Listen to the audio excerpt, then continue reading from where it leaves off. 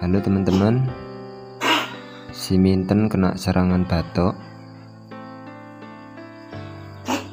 Apa mungkin karena lagi musim penghujan? Karena di sini lagi musim hujan. Dan ini mulai kemarin nggak separah ini, hanya sekali dua kali, dan sekarang kayaknya terus-terusan ini. Dan buat teman-teman kalau tahu solusinya, kucing kalau lagi batuk itu dikasih obat apa? Si Minten lagi batuk ini. Ini si Minty juga ketularan batuk. Yang awalnya hanya mamaknya tok yang batuk, si Minten mulai kemarin. Si Minty juga ketularan batuk nih teman-teman. Kalau si Mindol nggak batuk, si Mindol ya mudah-mudahan aman. Si Mindol tuh, si Minty batuk terus seperti kesulitan.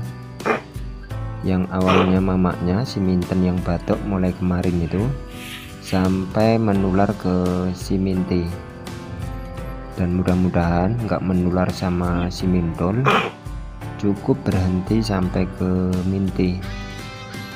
Dan buat teman-teman kalau tahu solusinya, kucing kalau lagi kena serangan batuk itu obatnya apa? Mohon pencerahannya, kalau tahu tinggalkan komentar di bawah, karena saya pemula teman-teman merawat kucing itu. Kasihan seperti kesulitan.